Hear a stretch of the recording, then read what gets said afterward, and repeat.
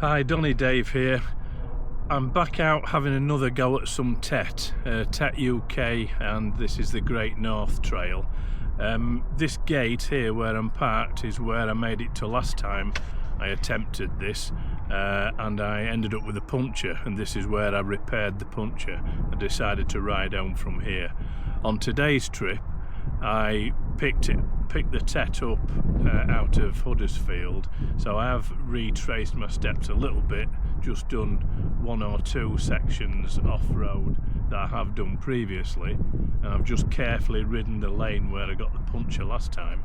So I'm now going to head out, hopefully for a few days. It's Friday now, I need to be back home for Tuesday, so I'm hoping to ride today, Saturday, Sunday, perhaps Monday morning, and then head back on the road Monday afternoon.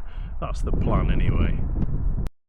I'm on the CRF again. This time I've decided to camp, so I've got all the camping gear on, and already just with the first couple of trails I've noticed the weight is quite an issue really. You really feel that weight when you're manoeuvring the bike around off-road. I'm using my Krieger luggage, which I've got two 18-litre bags on. I've got a 12-litre bag on the top there, which is basically tools and spare tube and so on. I've got the little add-on bag here which has got spare fuel and water, and then I've got a Rhino Walk duffel bag which has got my tent in it and a few other bits and pieces. And I've really struggled to get the weight down to more than this for a possibly 3-day trip. I wouldn't carry any more if I was going for a week, but I would like to get the weight down a bit more. I really can't think of much that I could do without, and I've already made the decision that if I did a European TET trip, which is what I want to do and what I'm doing the practice for really, I just wouldn't camp, and then I could make do without that top bag. I'm sure I could do just with the 18-litre panniers and a rucksack if I was not camping and just stopping in B&Bs and hotels. So we'll see how it goes on this trip anyway.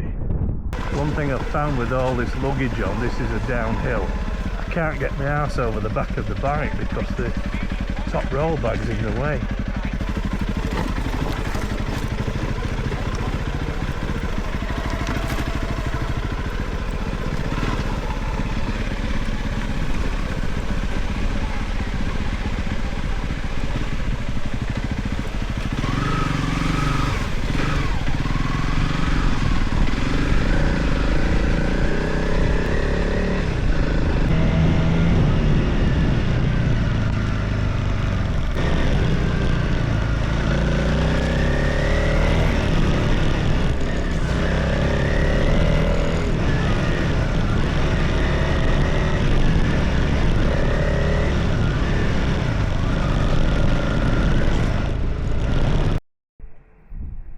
This is up near Hebden Bridge.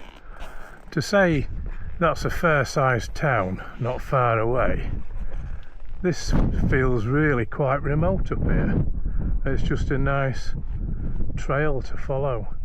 I've not actually done many trails today. There's been quite a lot of road work involved, but there's been one or two. But this is certainly a nice one, nice views.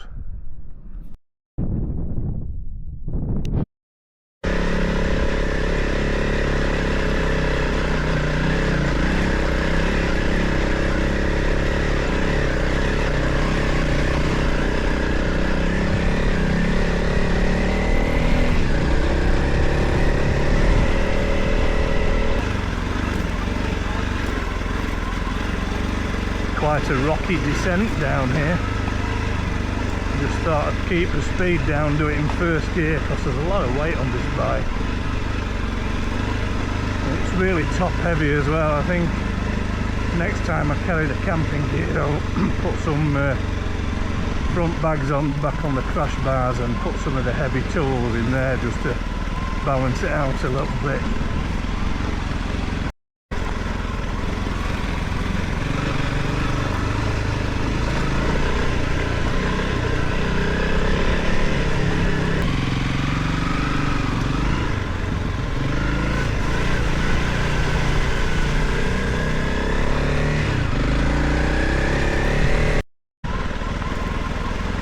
know what that little reservoir is down there, but the water levels look pretty low.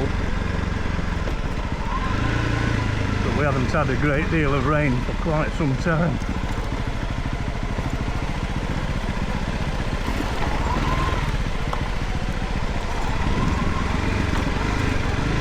Really struggling to get my weight back on this bike because of the big duffel bag on top of the luggage. Definitely going to have to rethink that. I mean, this won't look like it, but this is a fairly steep descent.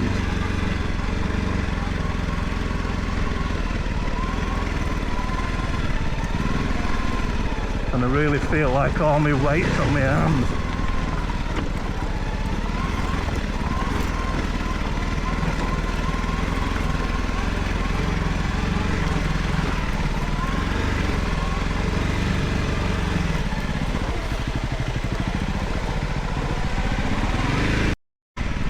There's been nothing particularly difficult about the last couple of trails that I've done, and if I was riding my KTM with no gear on it, I wouldn't think twice about coming across those trails at a certain decent pace. But you have to take a completely different attitude to risk when you're riding a heavier bike like this CRF, which is a fair bit heavier, even without the luggage, and your own tyres and inner tubes. So you've got to take a view on how hard you dare hit rocks and steps because of the risk of pinch punctures. But also with all the additional luggage weight, which is quite high up, so you can't get into the right position, for example going down that hill. And also riding on your own, you've still got to take a different approach to it altogether. I find myself riding a lot steadier because of all those risks come into account. If I drop the bike, I'm on my own. If I have a crash, obviously on my own. And it's just a different attitude to the risks of riding off-road. And you really do need to take it pretty steady. I'm really not used to the weight of this luggage yet either. And one thing I've decided already is I'm going to relocate the luggage. Lower Lathe Reservoir.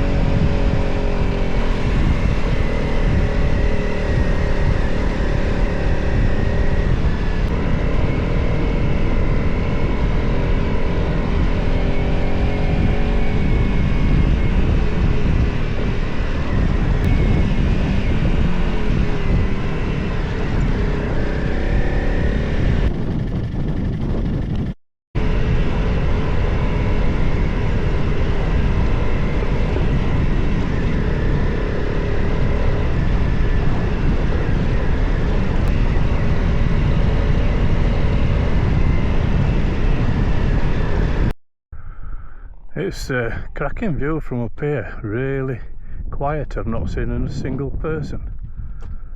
That's great. I really do love it when you can see the trail going off way into the distance, because in this country there isn't that many really long trails.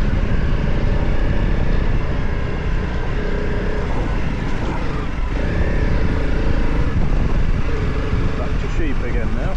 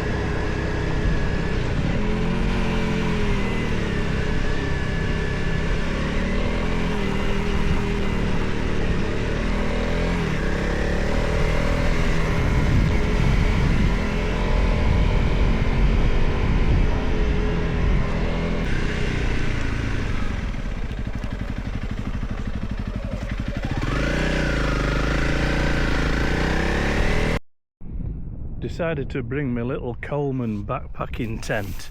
It's only small. I've got my air bed and my one season sleeping bag because it is fairly mild, so I'm hoping that'll be okay. This is my smallest, lightest tent, but I really struggle in it because I can't sit up, so it's hard to get dressed and stuff like that. But for a couple of nights and to try and keep the weight down on the bike, I think this is the best tent for the job, at least out of the ones that I've got anyway.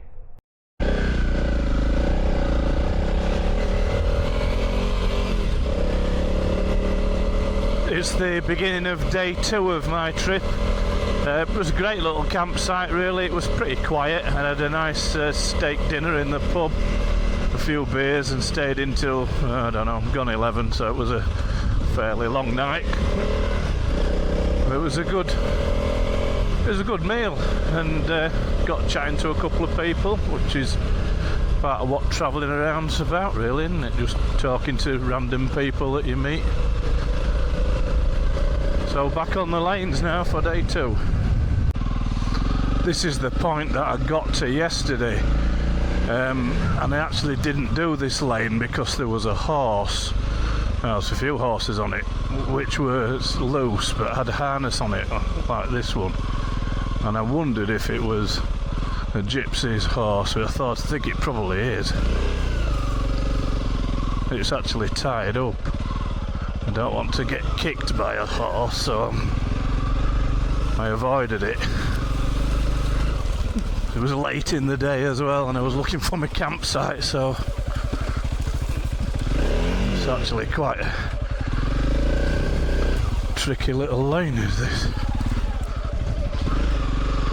Try and get up here.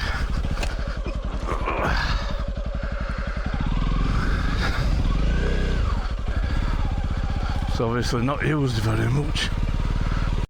That lane was hard work. I had to turn the camera off to concentrate. I was on the central sort of tram line, and I basically just paddled it through because there wasn't room to turn the bike round. I was thinking, oh, I shouldn't have come down here, not with the luggage on. I'd have been happy enough on my KTM, but I thought I'm going to struggle to turn the bike round. Had to keep going. And I was literally just going walking pace, trying to paddle it, but my legs were in the other ruts, so I could barely reach the ground, and I thought if I get stuck down here I'm knackered. Anyway, I got through that bit, and it's joined up with this lane, which looks a bit easier. So I'm glad I didn't do that late on yesterday. At least I had all day to try and solve the problem if I did get stuck. Seem to have captured some wildlife on my panniers crashing through those bushes earlier on.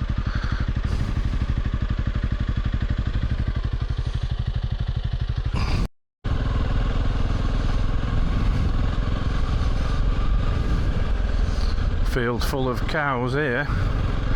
Not overly keen on cows, especially if they get a big crowd of them round here. And I don't want to be opening gates and letting any of them out. See if this one will move. Yeah, it's moved, fortunately.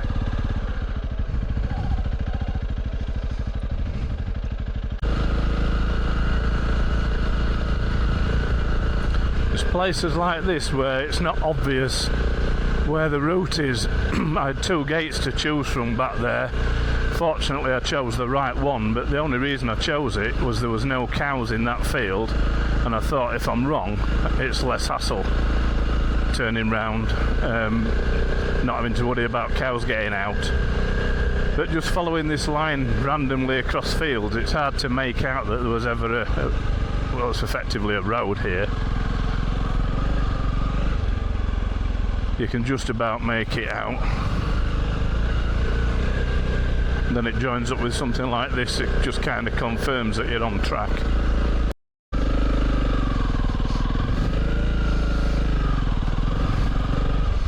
It's another fairly overgrown slippy grass track, but I can see some bike tyre marks on this one.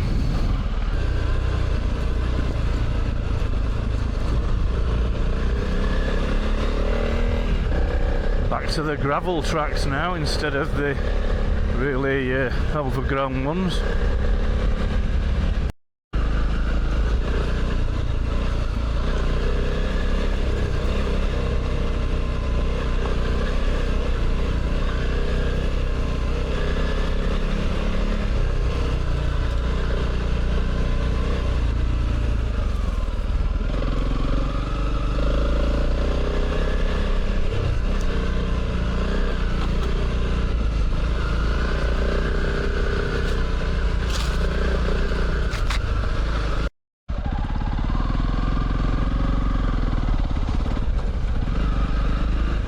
Another slightly overgrown track.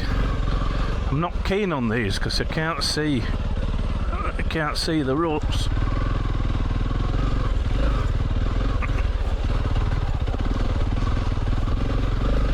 This one's not too bad actually.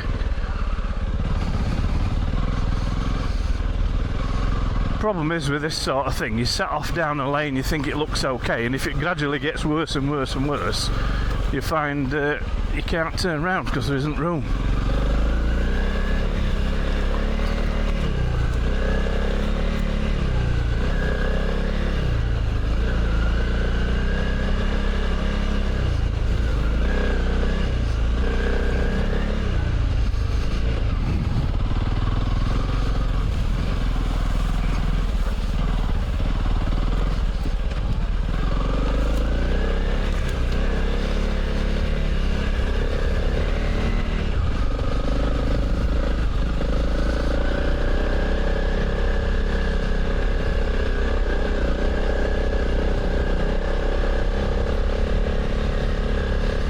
This is nice, I like this. It's great. A little tunnel through the trees.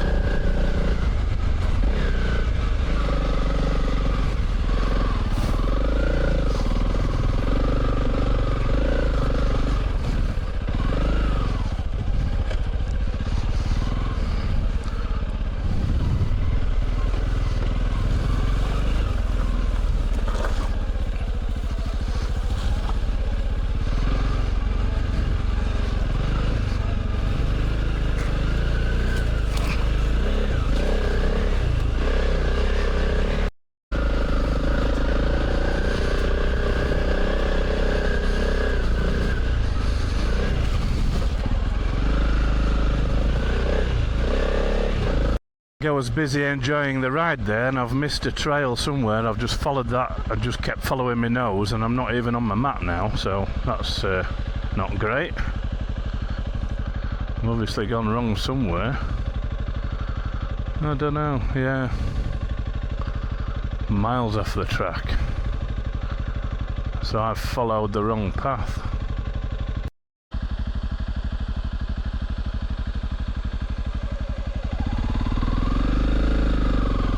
Can see this lane going for what looks like miles in the distance. Don't know the name of it, but it looks good.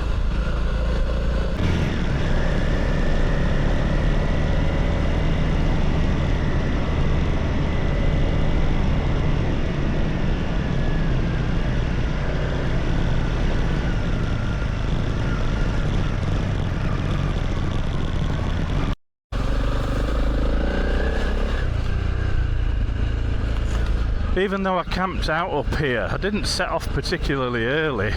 Don't know what time I did end up setting off, but it's probably about 10 o'clock. So it wasn't an early start, and I've just not seen anybody on the trails, and it's a Saturday now. I would have thought on a Saturday up here in decent weather there'd be a few around, but not seen anybody yet. It really is fantastic scenery up here with all the limestone cliffs.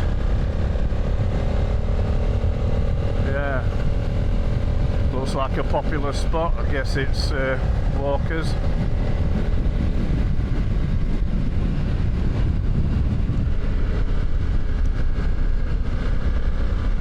It's a fabulous road as well. I love roads like this.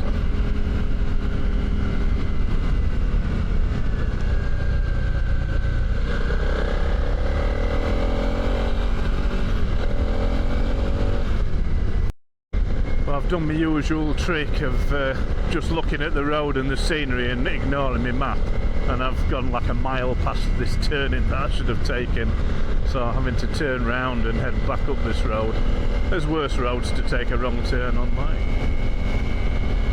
Now this is the turning I should have taken, which brings me to a ford. I need to see how deep this is. Doesn't look very deep. Well, it looks fairly shallow because we've had a dry period, so I think it's probably okay. Looks like a few bikes have used this bridge though, because there's some tyre marks, although I wouldn't fancy trying to get a bike up here on my own anyway. It's alright if there's a few of you. There are definitely a couple of tyre tracks there. Might be mountain bikes though. Well, I'm going to risk it. I just hope the climb out is okay. It's a bit of a slope over there. I don't know how slippy it'll be. And at least it's a stony bottom, so it's not muddy by the look of it. So, oh well, fingers crossed.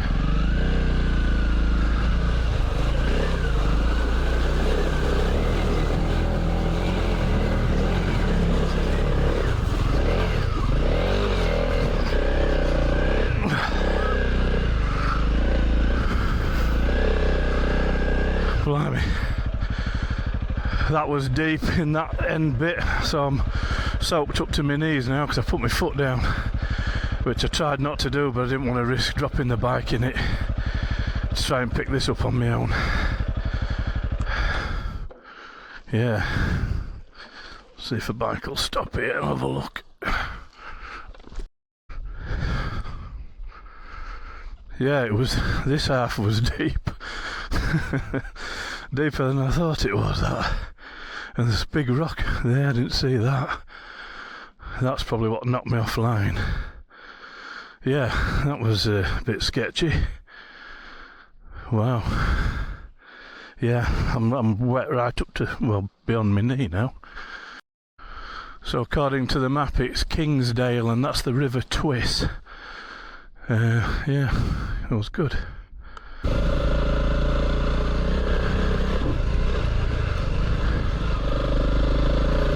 Certainly didn't expect to find an ice cream van up here. So if you find an ice cream van at the top of a hill, it'd be rude not to. Chocolate chip, nice. Mint chocolate chip. So it said on the gate that I've just come through that this is the Ingleton Waterfall Trail, so it's pretty popular with walkers, which is I guess why the ice cream van was at the top of it.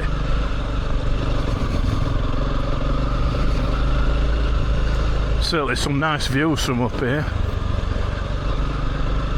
Just have to watch out for walkers.